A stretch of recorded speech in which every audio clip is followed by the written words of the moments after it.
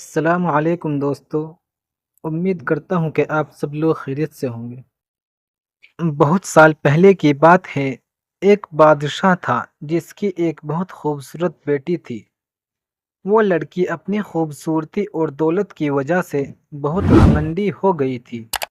کہیں سے بھی اس کی شادی کے لیے رشتہ آتا تو وہ اسے ٹھکرا دیتی تھی اور اس کا خوب مذاق بناتی تھی۔ ایک دن بادشاہ نے ایک بہت بڑی دعوت رکھی اور اس میں شہزادی سے شادی کرنے والے تمام شہزادوں کو بلایا۔ سب لوگ اپنے اپنے مرتبے کے حساب سے کرسیوں پر بیٹھ گئے۔ پھر شہزادی اس دعوت میں کئی چیزوں کے ساتھ بہت گھمنڈی انداز میں آئی، اور وہ جس بھی شہزادے کے پاس سے گزرتی تو وہ اسے بہت نیچی نظروں سے دیکھتی۔ پھر وہ ایک شہزادے کے پاس پہنچی جو بہت زیادہ موٹا تھا، تو شہزادی نے اس کا مذاق اڑاتے ہوئے اپنی کنیز سے کہا، دیکھو یہ تو آٹے کا بورا ہے۔ جب دوسرے شہزادے کے پاس پہنچی تو کہا کہ یہ تو کوئی کھمبا ہے، اور جب تیسرے شہزادے کے پاس گئی تو کہا یہ تو سفید چوہا ہے۔ اسی طرح شہزادی ہر شہزادے کی بے عزتی کرتی رہی، لیکن ایک شہزادے کو دیکھ کر اسے بہت ہنسی آئی کیونکہ اس نے داڑھی رکھی ہوئی تھی۔ شہزادی نے اس کا مذاق اڑاتے ہوئے کہا کہ ذرا دیکھو تو اس نے کیسے اپنے چہرے پر گھاس پھوس اگا رکھا ہے۔ بادشاہ نے جب یہ دیکھا کہ کیسے میری بیٹی مہمانوں کا مذاق اڑا رہی ہے تو بادشاہ کو بہت غصہ آیا، اور اس نے یہ بھرے دربار میں اعلان کر دیا کہ شہزادے پسند کرے یا نہ کرے، لیکن میں اس کی شادی کسی غریب یا فقیر سے کرواؤں گا۔ اس اعلان کے بعد تمام لوگ وہاں سے چلے گئے۔ پھر کچھ دیر بعد وہاں ایک بھکاری آیا جو گلی محلے میں گانے گایا کرتا تھا۔ پھر وہ شاہی محل کی کھڑکی کے پاس بیٹھ کر گانے گانا لگا۔ جب بادشاہ نے اس کی آواز سنی تو اس نے اپنے نوکر سے کہا کہ اس کو یہاں بلا کر لاؤ۔ تو نوکر پھٹے پرانے کپڑے والے اس بھکاری کو اندر بلا کر لے آیا۔ پھر اس بھکاری نے شہزادی کے سامنے بہت اچھا ایک گانا گایا اور پھر بادشاہ سے انعام مانگا۔ تو بادشاہ نے کہا، تم نے بہت اچھا گانا گایا ہے، میں تمہیں بہت اچھا انعام دوں گا، میں اپنی بیٹی کی شادی تم سے کرواؤں گا۔ شہزادی نے جب یہ سنا تو وہ حیران ہو گئی۔ اس نے بہت زیادہ ڈرامہ کیا، لیکن بادشاہ نے اس کی ایک نہ سنی۔ بادشاہ نے اسے ڈراتے ہوئے کہا کہ میں نے مہمانوں کے سامنے یہ وعدہ کیا تھا کہ میں تمہاری شادی کسی بھکاری سے کروں گا، اب میں وہ قسم پوری کر رہا ہوں۔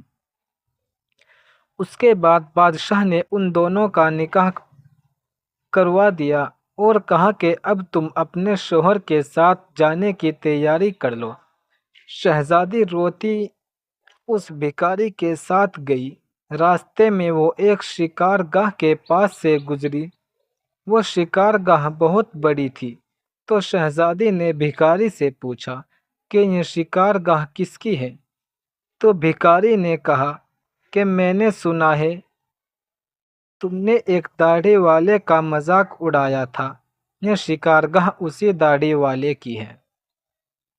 اگر تم اس داڑھی والے سے شادی کر لیتی تو یہ شکار گاہ تمہاری ہوتی۔ اس کے بعد وہ ایک بڑے سے باغ میں پہنچی۔ یہ باغ دیکھ کر شہزادی نے پوچھا کہ یہ باغ کس کا ہے؟ تو بھکاری نے کہا کہ یہ باغ بھی اسی داڑھی والے کا ہے۔ پھر وہ ایک بڑے عظیم و شان شہر میں داخل ہوئی۔ اتنا بڑا اور خوبصورت شہر دیکھ کر شہزادی حیران ہو گئی۔ اس نے پوچھا کہ اس شہر کا مالک کون ہے؟ تو بھکاری نے کہا، یہ شہر دہڑی والے کے ملک میں آتا ہے، اگر تم اس سے شادی کر لیتی تو یہ سب تمہارا ہوتا۔ شہزادی نے افسوس کرتے ہوئے کہا کہ میں نے بہت بڑی غلطی کی۔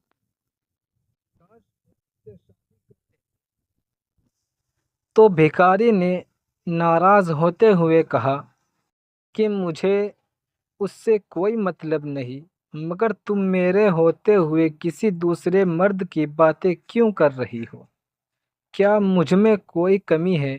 اس کے بعد وہ ایک چھوٹی سی جھونپڑی کے پاس پہنچے تو شہزادی نے کہا کہ کیسی بیکار اور چھوٹی سی جھونپڑی ہے۔ تو بھکاری بولا کہ یہ میرا گھر ہے اور یہیں وہ جگہ ہے جہاں ہمیں زندگی گزارنی ہے۔ تو شہزادی بولی کہ تمہارا نوکر کہاں ہے؟ بھکاری بولا کہ ہمیں نوکروں سے کیا کام، تم ہر کام کر سکتی ہو، چلو اب تم آگ جلاؤ اور میرے لیے کھانا بناؤ، میں بہت تھک چکا ہوں۔ لیکن شہزادی کو کھانا پکانا نہیں آتا تھا، تو بھکاری نے اس کی مدد کی۔ پھر کچھ دیر بعد انہوں نے الٹا سیدھا کھانا پکا کر کھا لیا اور سو گئے۔ دوسرے دن اسے بھکاری نے جگایا اور گھر کا کام کرنے کو کہا۔ شہزادی پورا دن کام کرتی رہی اور اوپر سے بھکاری کی ڈانٹ بھی سنتی رہی۔ کسی طرح سے انہوں نے کچھ دن گزار لیے۔ ایک دن بھکاری نے کہا کہ میں نے جو کچھ کمایا تھا وہ سب اب ختم ہو چکا ہے، اب کمانے کی باری تمہاری ہے، میں تمہیں لکڑی لا کر دیتا ہوں، تم اس سے ٹوکریاں بن لینا۔ یہ کہہ کر وہ جنگل میں گیا اور ٹوکری کے لیے لکڑی کاٹ کر لے آیا۔ شہزادی نے ٹوکری بنانی شروع کر دی۔ اس نے پہلے کبھی اس طرح کا محنت والا کام نہیں کیا تھا، اس لیے اس کی انگلیاں زخمی ہو گئی اور ان میں سے خون نکلنے لگا۔ یہ دیکھ کر اس کے شوہر نے کہا کہ تم یہ کام نہیں کر سکتی، میں تمہیں دھاگے لا کر دیتا ہوں، تم اس سے کپڑے بن لینا۔ لیکن وہ یہ بھی نہ کر سکی۔ شوہر نے کہا کہ تم تو میرے لیے بالکل بھی کام کی نہیں ہو، تم تو کوئی بھی کام نہیں کر سکتی، تم سے شادی کر کے میں برباد ہو گیا۔ ٹھیک ہے، میں کوشش کرتا ہوں کہ تمہارے لیے میں مٹی کے برتن لا دوں، تم انہیں بازار میں جا کر بیچ دیا کرو۔ اس بات سے گھمنڈی شہزادی نے کہا کہ جب میں بازار جاؤں گی تو میرے ملک کے لوگ مجھے اس حالت میں دیکھ کے مجھ پر بہت ہنسیں گے۔ تو شوہر نے کہا کہ یہ میرا مسئلہ نہیں ہے، اگر تم بھوک سے نہیں مرنا چاہتی تو تمہیں یہ کام کرنا ہی پڑے گا۔ مٹی کے برتن بیچنے کا کام بہت اچھا چل رہا تھا۔ لوگ جب ایک خوبصورت لڑکی کو بازار میں برتن بیچتے ہوئے دیکھتے تو اس پر ترس کھا کر اس سے کچھ نہ کچھ خرید لیتے۔ جب برتن بک گئے تو بھکاری نے اور برتن لا کر دیے۔ اسی دوران ایک سپاہی وہاں سے گزرا تو اس نے برتن لے کر اس میں لات مار کر توڑ دیے اور کہا کہ دوبارہ تم اس طرح سے راستہ مت گھیرنا، ایک طرف برتن رکھ کر بیچنا، بیچ راستے پر مت بیچنا۔ شہزادی بہت پریشان ہوئی۔ اس نے سارا واقعہ گھر آ کر اپنے شوہر سے بتایا۔ شوہر نے کہا تم بالکل پاگل ہو، تم سے کس نے کہا تھا کہ تم برتنوں کو ایسے بیچ بازار میں رکھ کر بیچو؟ آخر وہاں سے لوگوں کو نکلنے میں پریشانی ہوتی ہوگی۔ مجھے لگتا ہے کہ تم یہ بھی نہیں کر سکتی، یہ تمہارے بس کا کام نہیں ہے، میں شاہی محل جاؤں گا، ہو سکتا شاید تمہارے لائق کوئی کام وہاں مل جائے۔ یہ کہہ کر وہ شاہی محل کے لیے روانہ ہو گیا۔ کہ تمہارے لیے شاہی محل میں مددگار باورچی کی جگہ مل گئی ہے۔ اب کم سے کم ہمیں پیٹ بھر کر کھانا تو مل ہی جائے گا۔ اس طرح وہ گھمنڈی شہزادی ایک مددگار باورچی بن گئی۔ وہ روز صبح سے شام تک باورچی خانے میں رہتی اور رات کو بچا ہوا کھانا اپنے گھر لے آتی۔ اسی طرح دونوں میاں بیوی کا گزارا ہونے لگا۔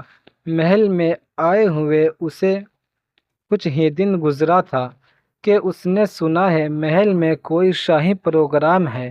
جب مہمان آنے شروع ہوئے تو شہزادی باورچی خانے کی کھڑکی سے انہیں دیکھنے لگی۔ غلام قیمتی کپڑوں میں مہمانوں کا استقبال کر رہے تھے۔ ہر طرف شان و شوکت اور دھوم دھام نظر آ رہی تھی، لیکن شہزادی اپنی قسمت پر آنسو بہا رہی تھی اور اپنے تکبر اور بے وقوفی پر پچھتا رہی تھی۔ اسی دوران وہاں کچھ کنیزیں آئیں جنہوں نے شہزادی کو لذیذ کھانے دیے۔ شہزادی نے اس کھانے کو ٹوکری میں رکھ لیے اور گھر کی طرف چل دی۔ ابھی وہ محل کے دروازے سے گزر ہی رہی تھی کہ اچانک بہت قیمتی پوشاک پہنے ہوئے ایک آدمی نے اس کا راستہ روکا۔ شہزادی نے جب اس کی طرف دیکھا تو یہ وہی داڑھی والا بادشاہ تھا جس کا اس نے مذاق اڑایا تھا۔ وہ خوف سے کانپنے لگی۔ بادشاہ اسے لے کر محل میں پہنچا۔ اتنے سارے لوگوں کو دیکھ کر اس کا اپنے اوپر قابو نہیں رہا اور گھبراہٹ میں اس کے ہاتھ سے ٹوکری گر گئی اور اس میں سے کھانا نکل کر چاروں طرف بکھر گیا۔ تمام درباری ہنسنے لگے۔ شہزادی کا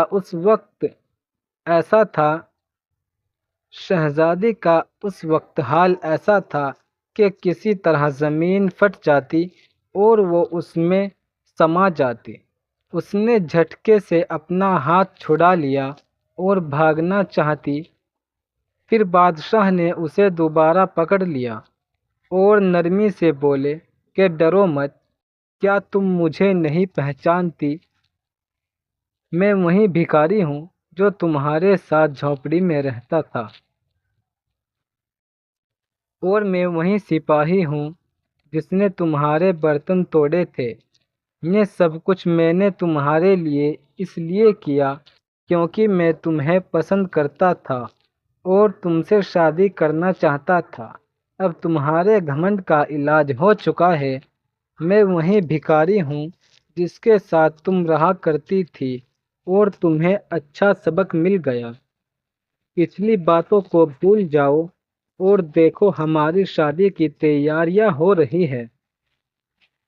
اسی وقت کنیزیں آئی اور اسے اپنے ساتھ لے گئی۔ پھر شہزادی کو نہلا کر اسے دلہن کا لباس پہنایا گیا۔ پھر جب وہ دوبارہ وہاں آئی تو دیکھا کہ اس کے ماں باپ اور تمام درباری وہاں موجود تھے۔ لوگوں نے اسے مبارکباد دی اور اس وقت شہزادی بالکل بدل گئی تھی۔ اس کا غرور، اس کا گھمنڈ سب ختم ہو چکا تھا۔ اس نے زندگی گزارنے کا ڈھنگ سیکھ لیا تھا۔ دوستو، حالات جیسے بھی ہو، انسان کو کبھی گھمنڈ اور تکبر نہیں کرنا چاہیے۔ ہمیشہ اللہ تعالیٰ کا شکر ادا کرنا چاہیے۔ دوستو، اس ویڈیو سے اگر آپ کو کچھ علم حاصل ہوا ہے تو ویڈیو کو لائک اور چینل کو سبسکرائب ضرور کر دینا۔